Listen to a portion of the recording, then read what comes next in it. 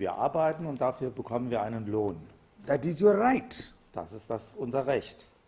It is not gift. Es ist kein Geschenk. Is it clear? Ist das klar?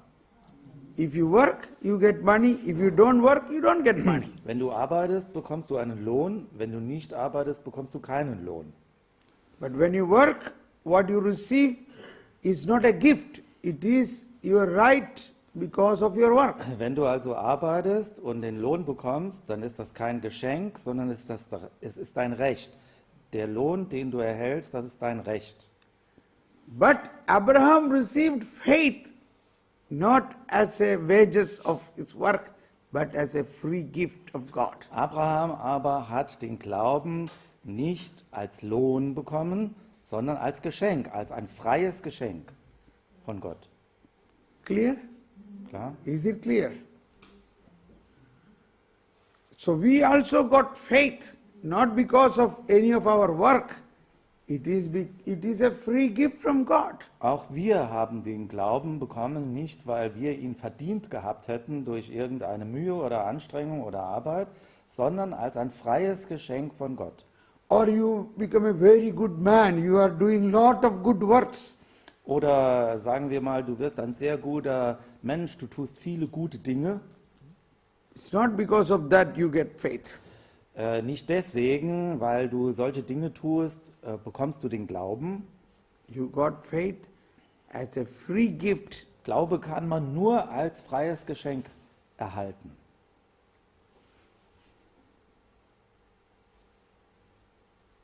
Now read word 5. Jetzt lesen wir Vers 5. So what is the inhalt of that faith? What is inside that gift? Was ist aber in diesem Geschenk drin, das wir bekommen haben, im Glauben? But when one does not work, yet believes in the one who justifies the ungodly, has faith, his faith is credited as righteousness. Dem aber, der keine Werke tut, sondern an den glaubt, der den Gottlosen gerecht macht, dem wird sein Glaube als Gerechtigkeit angerechnet. Can you all read it louder, please? Können wir das alle zusammen lesen? Dem aber, der keine Werke tut, sondern an den glaubt, der den Gottlosen gerecht macht, dem wird sein Glaube als Gerechtigkeit angerechnet.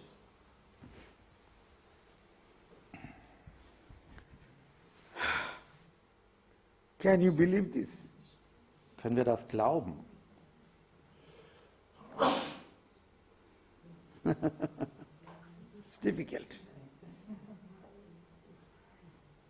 It is difficult to believe. Es ist schwer, das zu glauben. A Pharisee cannot believe this. Ein Pharisäer kann das nicht glauben.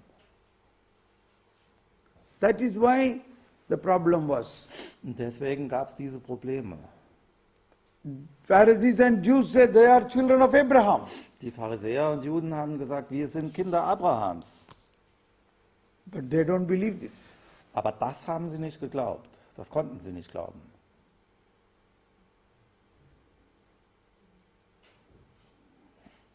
They say their father is Abraham, but they don't believe Jesus. Sie sagten, unser Vater ist Abraham, ja, aber dir, Jesus, glauben wir nicht.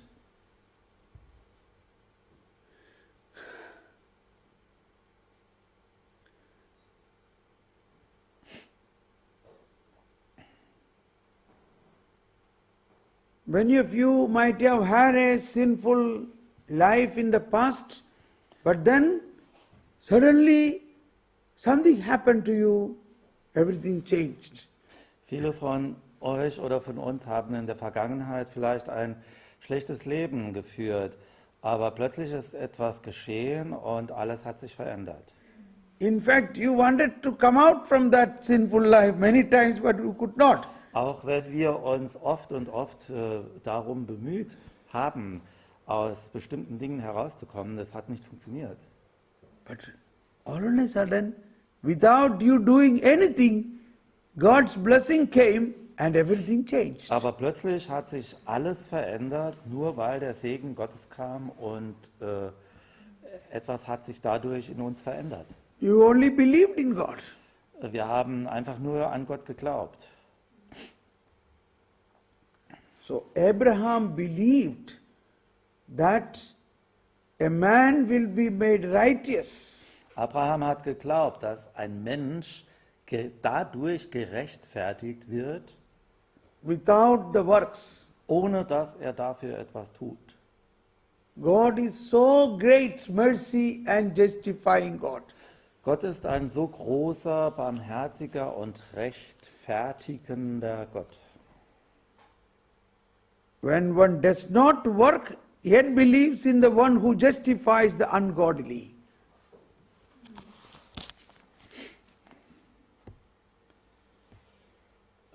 Dem aber, der keine Werke tut, sondern an den glaubt, der den Gottlosen gerecht macht, dem wird sein Glaube als Gerechtigkeit angerechnet. This is not the work as mentioned in the letter of St. James, St. Jacobus. Es geht hier nicht um die Werke, die beschrieben werden im Jakobusbrief. There it is written, faith without work is dead. Dort steht geschrieben, dass der Glaube ohne Werke tot ist. That is the charitable work. Das ist das karitative Arbeiten. When your brother is starving, when the other human beings are starving, you are bound to help them, care them. Wenn zum Beispiel, wenn wir sehen, dass unsere Mitbrüder hungern, dann ist es unsere Pflicht, ihnen zu helfen. Whereas here the work is different. Während hier vom Werk gesprochen wird, das ist etwas anderes. Here the work is understood that if you are a sinner and if you want to work to come out from the sin, obeying the commandments. Also das Wirken, von dem hier gesprochen wird, ist so zu verstehen, dass wenn jemand ein Sünder ist und er versucht, selber durch eigene Anstrengungen von dieser Sünde loszukommen, frei zu werden. That is the work. Das ist von diesem Wirken, von diesen Werken ist hier die Rede. Anybody want to ask any question? This is the most doubtful thing. This is very difficult to believe. Möchte jemand eine Frage stellen? Also das ist ja ein sehr schwieriges Thema. If you don't able to believe it, you have to only pray, oh Lord, increase my faith. Wenn ihr nicht dazu in der Lage seid, das zu glauben, dann sollt ihr beten, oh Herr, Open my faith. öffne meinen Glauben. Then the perfect comes, imperfect will go away. Wenn das Vollkommene kommt, wird das Unvollkommene weggehen.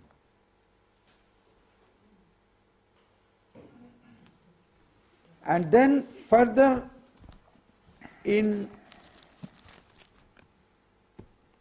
about Abraham's faith in Hebrews chapter 11:19. Im Hebräer 11,19 berichtet wiederum über Abrahams Glauben. Hebrews 11:19. Hebräer 11,19.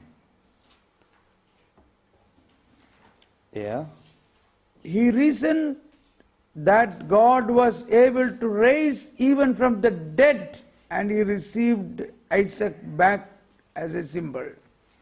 Er verließ sich darauf, dass Gott sogar die Macht hat, Tote zum Leben zu erwecken. Darum erhielt er Isaak auch zurück. Das ist ein Sinnbild. This is when God said to Abraham, offer your son as a holocaust. Als Gott dem Abraham den Auftrag gab, opfere deinen Sohn als ein Brandopfer.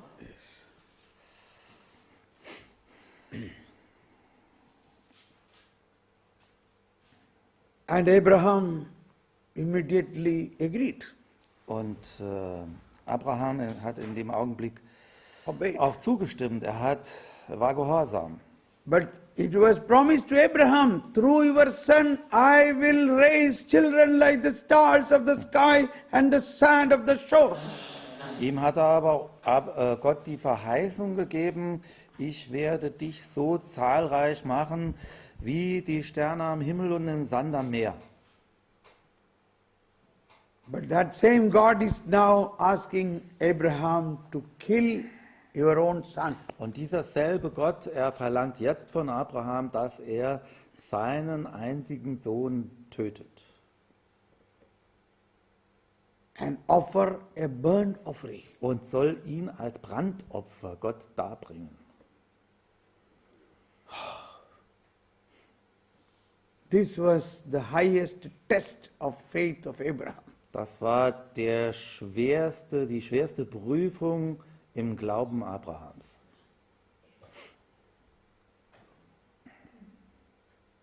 The first man, Adam, could not obey, even plucking and eating of, in the case of eating a fruit. Der erste Mensch, Abraham, Adam, konnte nicht gehorsam sein dem Gebot Gottes gegenüber, dass er den Apfel oder eine Frucht vom Baum nicht essen soll. But here God is asking Abraham to kill his own son and offer a burnt offering. Hier aber verlangt Gott von Abraham, dass er seinen Sohn als töten soll und als Brandopfer darbringen soll.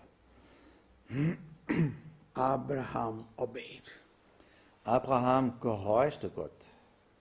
And Abraham took his son early morning and began to start the journey towards the place where God has told him to do, the Mount Moriah. Und früh am Morgen nahm er seinen Sohn und sie begaben sich auf die Wanderung zum Berg Moria.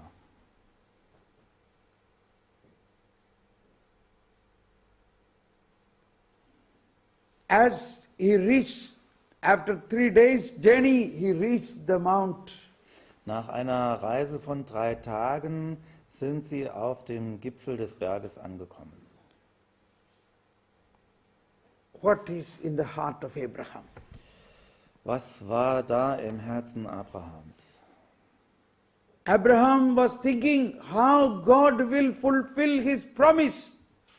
Abraham hat sicher darüber nachgedacht, wie wird Gott denn seine Verheißung jetzt erfüllen?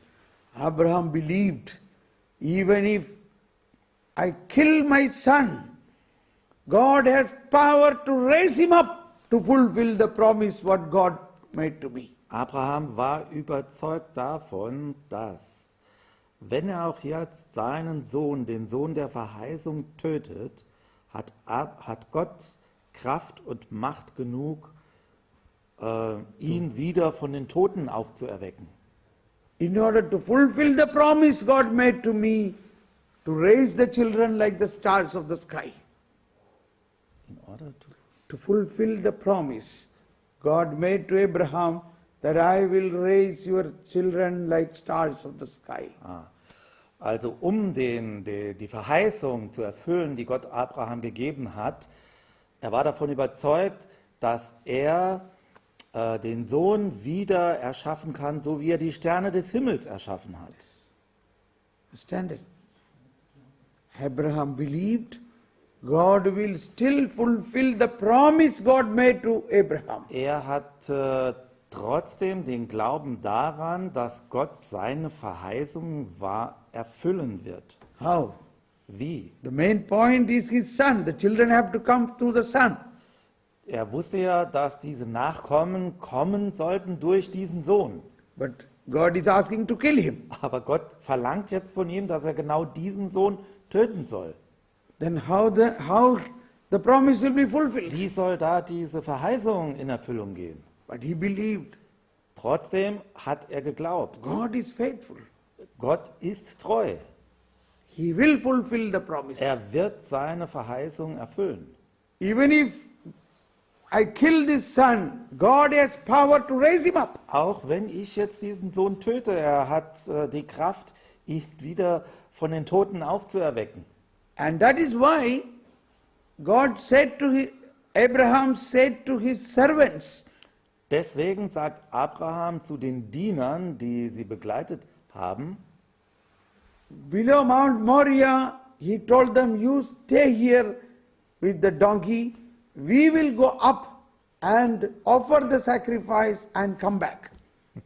Am Fuß des Berges hat er zu den Dienern gesagt, bleibt hier zurück bei den Eseln. Wir beide, der Sohn und ich, wir gehen auf den Gipfel hinauf, bringen das Opfer dar und kommen dann wieder zurück.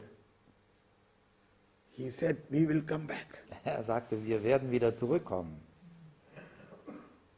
How he said it? Wie konnte er das sagen? Because he believed, Er hatte diesen Glauben. even if I kill my son, God will raise him up. Auch wenn ich den Sohn jetzt töte, wird Gott ihn wieder zum Leben zurückrufen. That is what is written here in Hebrews chapter 11, Das steht hier im 19. Hebräer 11, 19. or let us read from 17. Oder lesen wir mal von Vers 17. By faith, Abraham, when put to the test, offered up Isaac, and who had received the promises was ready to offer his only son. Aufgrund des Glaubens brachte Abraham den Isaak dar, als er auf die Probe gestellt wurde, und gab den einzigen Sohn dahin, er, der die Verheißung empfangen hatte, und zu dem gesagt worden war, durch Isaak wirst du Nachkommen haben. Er verließ sich darauf, dass Gott sogar die Macht hat, Tote zum Leben zu erwecken. Darum erhielt er Isaak auch zurück. And so he got him back because of that faith. Und so erhielt er ihn eben auch zurück, wegen diesem Glauben. Now imagine, these 2 points, one is the faith in the, or through faith a man will be justified, and also the faith in the resurrection was in the original faith which was given to Abraham. It's 2 points. Yes, 2 Punkte. Slow, first one. First one is faith, or through faith a man will be justified Also, from sin. Der erste Punkt ist, durch den Glauben wird ein Mensch von der Sünde gerechtfertigt. And through faith a man, or faith in the resurrection of body, Und der Glaube an die Auferstehung der Toten, Abraham believed. an die Abraham glaubte, Or 3 points. One more point is ein dritter Punkt noch, what God promised, he will fulfill. was Gott einmal verheißen hat, das wird er erfüllen. Yes. God will be faithful to his covenant, his promise. Gott wird also seinem Versprechen treu sein. So God fulfilled, God promised to him, through your offspring I will raise new nation. Gott hat also Abraham verheißen, durch deine Nachkommen werde ich alle Nationen segnen. That he fulfilled. Das hat er erfüllt. But God tested Abraham. Aber Gott hat Abraham geprüft. Through that test his faith became more strong. Und durch diese Prüfung ist sein Glaube stärker geworden. And at the time of this test, God said to Abraham, I swear that since you did not hesitate to offer your only son as a sacrifice, I swear. Und nach dieser Prüfung, als Gott gesehen hat, dass Abraham treu war, ihm, hat er zu Abraham gesagt, ich schwöre. So this is the only event in the Bible Das or ist- in the history, das God swearing to a man. Das ist der einzige Punkt in der Bibel, wo Gott einem Menschen gegenüber einen Schwur leistet. In Genesis chapter 22, 15. Genesis Kapitel 22, Vers 15.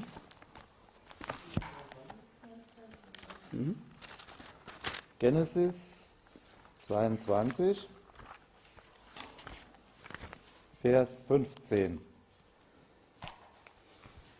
Again the Lord's messenger called to Abraham from heaven. 16. Der Engel des Herrn rief Abraham zum zweiten Mal vom Himmel her zu und sprach, And said, I swear by myself, declares the Lord, that because you acted as you did in not withholding from me your beloved son, I will bless you abundantly and make your descendants as countless as the stars of the sky and the sand of the shore.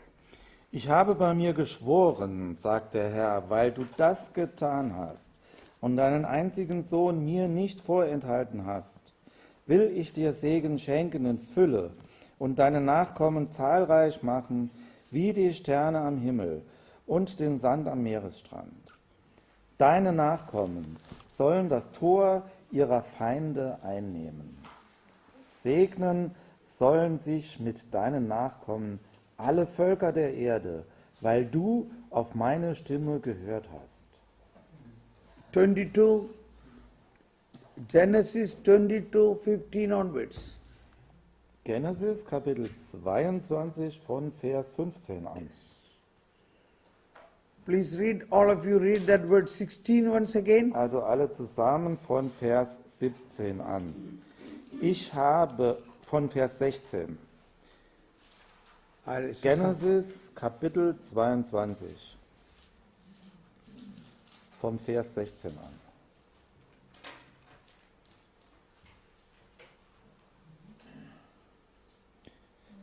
Fertig?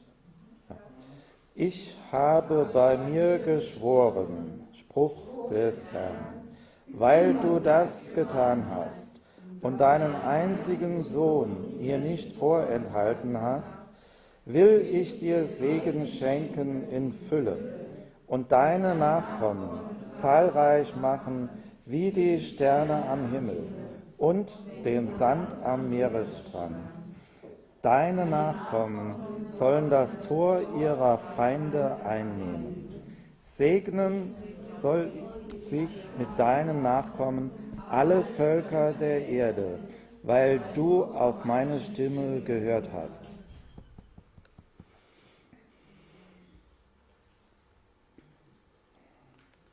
So this is the promise. Accordingly, we all receive blessing today. This is the swearing. Das ist der Schwur, den Gott Abraham geleistet hat, und durch diesen Schwur erhalten wir alle Segen. Not because of our works. Nicht wegen unserer Werke. Abraham was also a sinner because of the original sin. Abraham war genau wie wir ein Sünder wegen der Ursünde. But he received blessing because he believed. Aber Gott hat ihn gesegnet, weil er glaubte. And we, now, what yesterday we read, Zacchaeus, God went to the house of Zacchaeus and said, you too is a son of Abraham.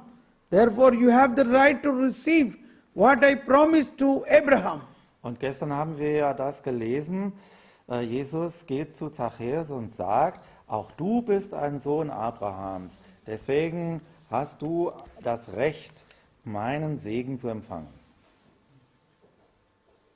It is not because of our work Und das ist nicht wegen unserem Tun or any good work we have done. oder wegen irgendetwas Gutem, das wir getan haben.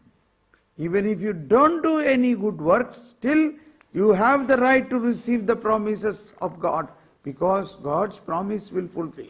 Auch wenn wir überhaupt nichts Gutes tun, haben wir das Recht auf Gottes Segen und seiner Verheißung.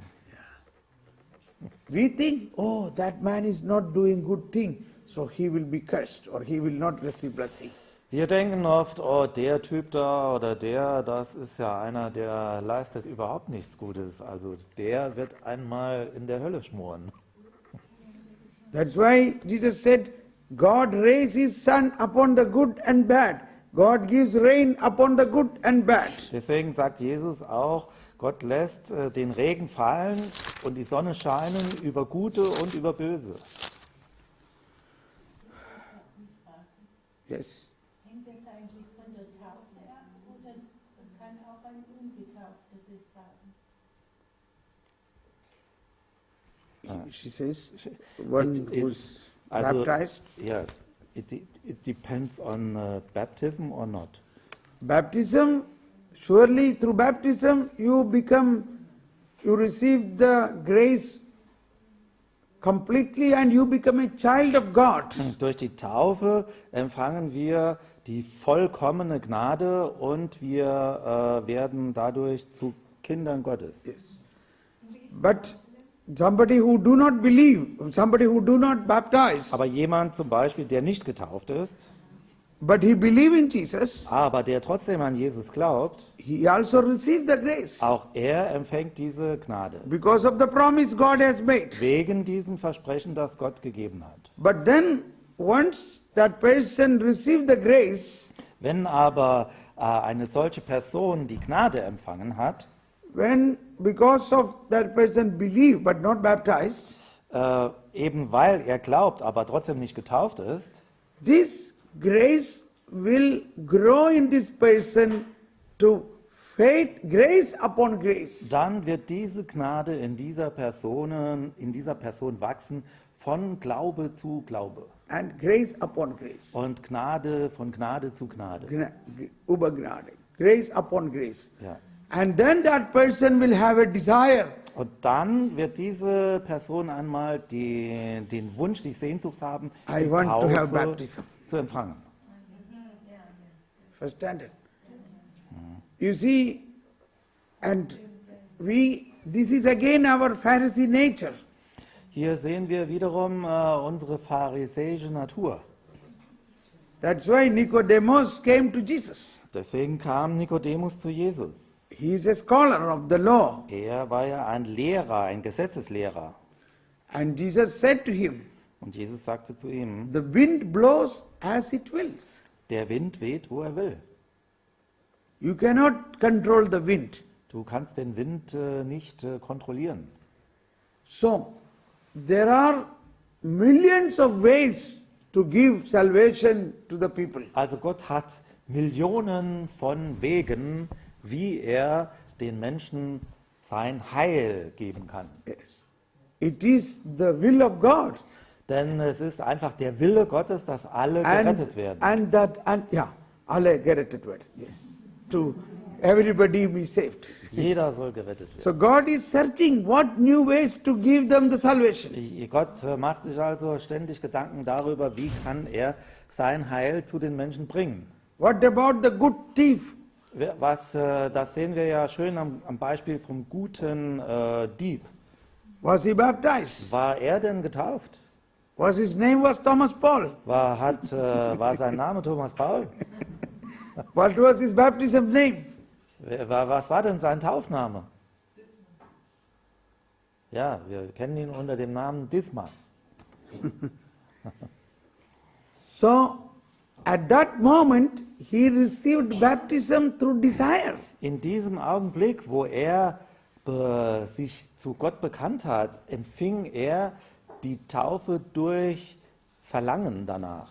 I was telling you that in India, in the city of Hindus, the Varanasi, where in one of our Catholic mission house, more than 10,000 Hindus believing in Jesus is coming every Saturday and praising and having good Bible conference. Also ich kann euch sagen, in Indien, in Nordindien, in einer Stadt namens Varanasi, kommen jedes Wochenende Zehntausende von Hindus zusammen und sie glauben an Jesus und halten dort Glaubensschulen ab, so wie wir hier auch.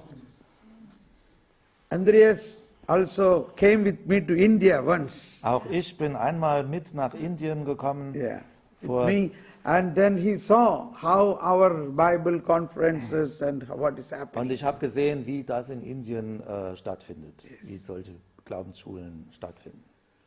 So, again another girl, a Hindu girl once said, I never heard about Jesus through anybody, or even radio or television. Einmal kam ein Hindu-Mädchen zu mir und hat gesagt, ich habe noch nie was von Jesus gehört. Noch nie hat jemand mir über Jesus etwas gesagt oder ich habe auch noch nie was im Radio oder Fernsehen gehört. But one day night, I saw Jesus standing near to me and he said, I am Jesus, I love you. Aber eines Abends plötzlich sah ich Jesus, er stand vor mir und er hat zu mir gesagt, ich bin Jesus, ich liebe dich. That is so beautiful expression when Jesus said, the wind blows as it wills. Und ja, das drückt Jesus eben aus in diesem Satz, der Wind weht, wo er will. Okay. Why we had to say this? Yeah, the question was, is it Whether- possible also for people who are not baptized or for Yeah, yeah. Muslims or something? But before that, Before that?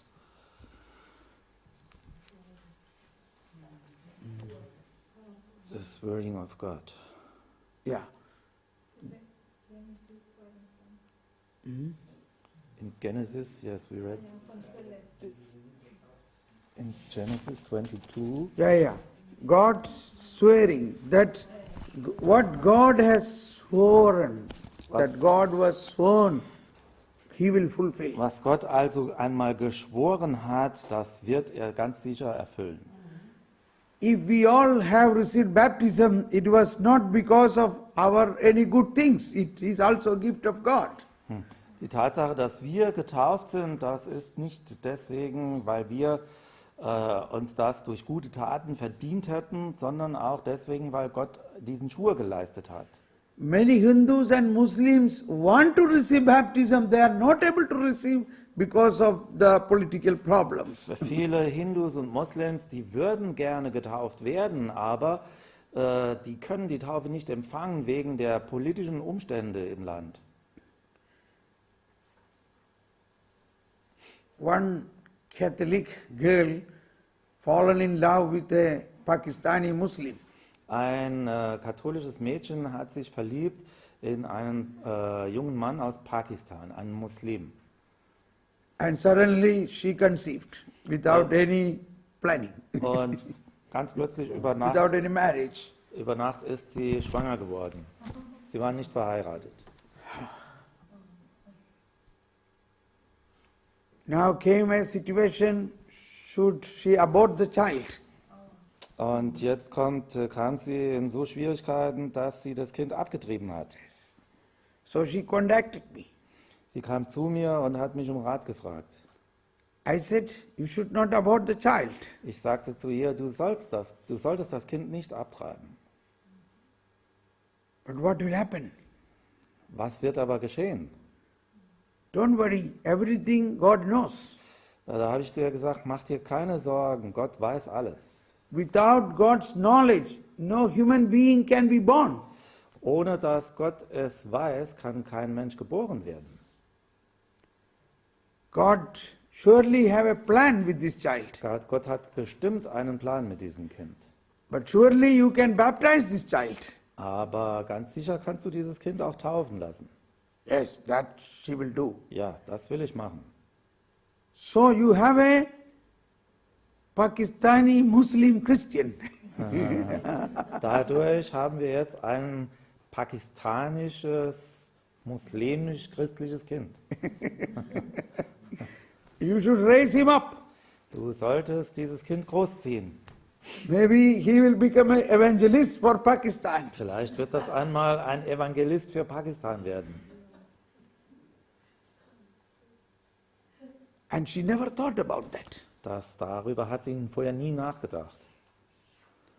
So she felt highly, but again, after some time, she got another child from the same man again. Und nach kurzer Zeit später wurde sie zum zweiten Mal von diesem Mann, von same man? Yeah. Wurde sie zum zweiten Mal schwanger. So now she is raising the two child Jetzt zieht sie diese beiden Kinder groß with good Christian upbuilding. in einer christlichen Ausbildung. So I know in Germany many Catholics have children from Muslims. Ich weiß, in Deutschland haben viele Katholiken Kinder von Moslems. But they are all baptized. Und die sind alle getauft. Some Christians are hesitant to baptize. I mean, some of our own Christians are not baptizing their children. Ja, manche unserer Katholiken hier in Deutschland, die taufen ja ihre Kinder gar nicht mehr. So don't worry, when the child will grow up, if they want, they will receive baptism. Ich sage zu diesen Leuten dann immer, macht euch keine Sorgen, wenn die Kinder groß sind und wenn sie dann getauft werden wollen, dann werden die dann die Taufe empfangen. Okay, now I want to show you from what St. Paul speak about the power of this promise of God. From Hebrews chapter 6. Hebräer, Kapitel 6. Hebrews chapter 6, 17 and following. Kapitel 6, 17 und folgende. Sorry, the time is up. After this we will stop. Also danach werden wir Pause machen. So when God wanted to give the heirs of the promise an even clearer demonstration of the immutability of his promise, purpose, he intervened with an oath. Deshalb hat Gott, weil er den Erben der Verheißung ausdrücklich zeigen wollte, wie unabänderlich sein Entschluss ist, sich mit einem Eid verbürgt. So sollten wir durch zwei unwiderrufliche Taten, bei denen Gott unmöglich täuschen konnte, einen kräftigen Ansporn haben. Wir, So that by two immutable things in which it was impossible for God to lie, we have